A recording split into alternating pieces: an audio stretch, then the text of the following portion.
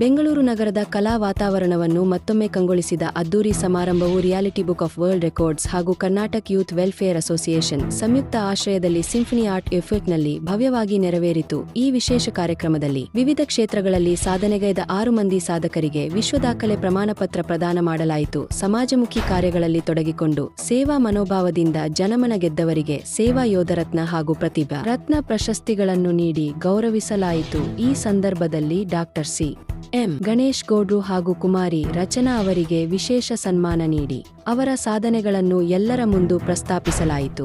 ಜೊತೆಗೆ ಭಾರತ ಐಕಾನಿಕ್ ಬಿಹಾರಿ ವಾಜಪೇಯಿ ಸೇರಿದಂತೆ ಹಲವಾರು ಗೌರವ ಪ್ರಶಸ್ತಿಗಳಿಗೆ ಸಾಧಕರನ್ನು ನಾಮನಿರ್ದೇಶನ ಮಾಡಿ ಪ್ರಶಸ್ತಿ ನೀಡಿ ಗೌರವಿಸಿದ್ದಾರೆ. ಕಾರ್ಯಕ್ರಮದಲ್ಲಿ ಸಂಸ್ಥೆಯ ಪ್ರತಿನಿಧಿಗಳಾದ ಡಾಕ್ಟರ್ ಕರಾಟೆ ಪಿ. ಶ್ರೀನಾಥ್ ಅವರು ಮಾತನಾಡಿ, ಕಾರ್ಯಕ್ರಮವು ಚಿಕ್ಕದಾದರೂ ಚೊಕ್ಕದಾಗಿದೆ. ಸಾಧಕರಿಗೆ ನೀಡುವ ಪ್ರೋತ್ಸಾಹವೇ ನಮ್ಮ ಸಂಸ್ಥೆಯ ಉದ್ದೇಶ. ಪ್ರತಿಯೊಬ್ಬರೂ ಸಮಾಜಕ್ಕೆ ಕೊಡುಗೆ ನೀಡಬೇಕು ಎಂದು ಹೇಳಿದರು.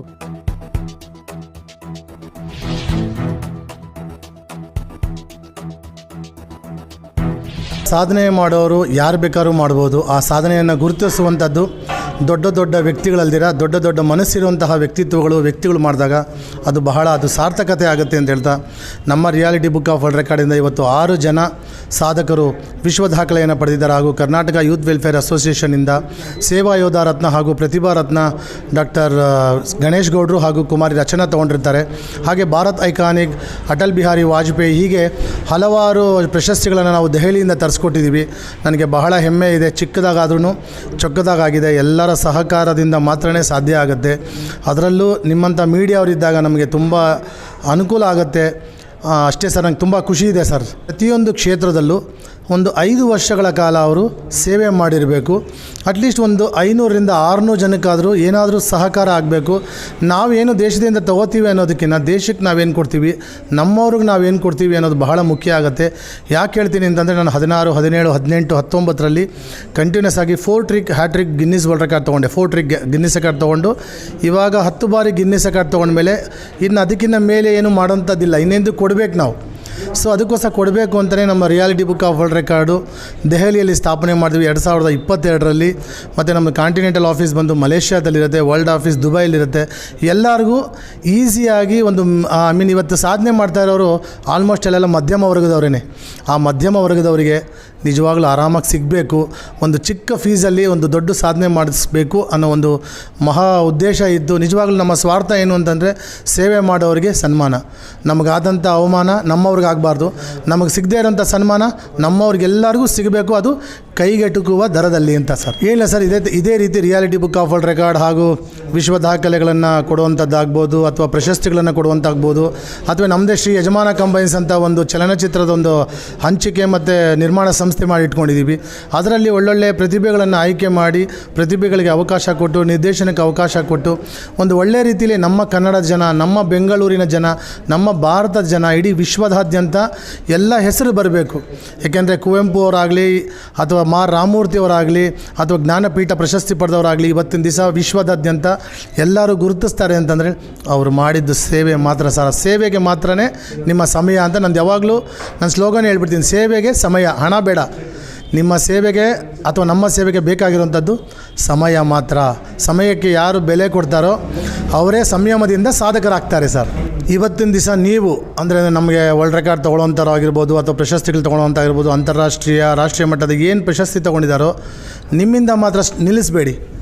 ಅದೇ ರೀತಿ ಸಾಧಕರನ್ನು ಬೆಳಕಿಗೆ ತರುವಲ್ಲಿ ನಾನು ಅಂತಲೇ ಎಲ್ಲ ಎಷ್ಟೋ ಜನ ಇದ್ದಾರೆ, ಅವರನ್ನು ಭೇಟಿ ಮಾಡಿ ಸ್ವವಿವರ ಕೊಟ್ಟು ಯಾವುದ್ಯಾವುದೋ ಫೇಕ್ ಅವಾರ್ಡ್ಸ್ಗಳಿಗೆ ಅಥವಾ ವರ್ಲ್ಡ್ ರೆಕಾರ್ಡ್ಗೆ ನೀವು ತಲೆ ಬಾಗಿ ನೀವು ಮೋಸ ಹೋಗೋ ಬದಲು ಒಂದು ಒಳ್ಳೆಯ ಸಂಸ್ಥೆ ಇರುತ್ತೆ. ನಾವು ಮೀಡಿಯಾ ಪಬ್ಲಿಸಿಟಿ ಮಾಡ್ತೀವಿ, ನಮ್ಮದು 70 ಜನ ಅಫಿಷಿಯಲ್ ಇದ್ದಾರೆ. ಅದಕ್ಕೆಲ್ಲರೂ ಯಾವ್ಯಾವ ವಿಭಾಗದಲ್ಲಿ ಯಾರ್ಯಾರು ಕೊಡಬೇಕು ಅಂತ ನಾವು ಸೆಲೆಕ್ಷನ್ ಕಮಿಟಿ ಇಟ್ಟಿರ್ತೀವಿ. ಆ ರೀತಿ ಒಂದು ಒಳ್ಳೆಯ ನಿಜವಾದ ಒರಿಜಿನಲ್ ವರ್ಲ್ಡ್ ರೆಕಾರ್ಡ್ ಕಂಪ್ನಿ ಹಾಗೂ ಪ್ರಶಸ್ತಿಗಳು ಕೊಡುವಂಥದ್ದನ್ನು ನೀವು ನಂಬೋದು. ಆದರೂ ಹೇಳ್ತೀನಿ ಲಾಸ್ಟ್ ಕೊನೆಯಲ್ಲಿ, ನೀವು ನಿಮ್ಮಿಂದ ನಿಮ್ಮ ಭವಿಷ್ಯ ನಿಮ್ಮ ಕೈಯಲ್ಲಿ ಸರ್. ಏನು ಇವಾಗೆಲ್ಲ ಯುವಕರಿಗೆಲ್ಲನೂ ಫಿಂಗರ್ ಟಿಪ್ಸಲ್ಲೇ ಸಿಗುತ್ತೆ. ಆದರೂ ಹೇಳ್ಬೋದು, ಯಾವತ್ತೂ ನಿಮ್ಗೆ ಒಳ್ಳೇದಾಗಬೇಕು, ನಿಮ್ಮಿಂದ ಒಳ್ಳೇದಾಗಬೇಕು ಅಂದರೆ ಪ್ರಯತ್ನ ಮಾತ್ರನೇ ಸಾಧ್ಯ ಅಂತ ಹೇಳ್ತೀನಿ. ಪ್ರಯತ್ನ ಇಲ್ದಿರ ಏನೂ ಸಾಧ್ಯ ಇಲ್ಲ. ಅಟ್ಲೀಸ್ಟ್ ನಿಮ್ಮ ಸಮಯ 24 ಗಂಟೆ ಸಮಯದಲ್ಲಿ 1 ಗಂಟೆಗಳ ಕಾಲ ಸಮಾಜ ಸೇವೆಗೆ ಮೀಸಲಿಡಿ, ಇನ್ನು 2 ಗಂಟೆಗಳ ಕಾಲ ನಿಮ್ಮ ಸಾಧನೆಗೆ ಮೀಸಲಿಡಿ.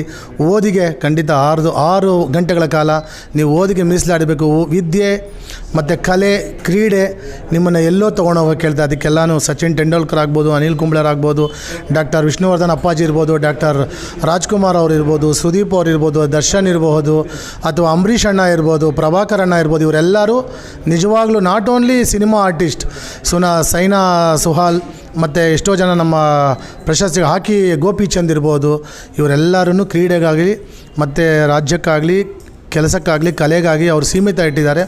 ನಾಟ್ ಓನ್ಲಿ ಬರೀ ಎಜುಕೇಷನ್ಗೆ ನೀವು ಅಲ್ದಿರ ಇದೆಲ್ಲದಕ್ಕೂ ನೀವು ಪ್ರಾಮುಖ್ಯತೆ ಕೊಟ್ಟರೆ ನಿಜವಾಗ್ಲೂ ನಮ್ಮ ಭಾರತದ ಒಳ್ಳೆಯ ಪ್ರಜೆ ಆಗ್ತೀರಾ ಅನ್ನೋದು ನನ್ನ ಭಾವನೆ ಸರ್. ಎಲ್ಲರಿಗೂ ನಮಸ್ಕಾರ.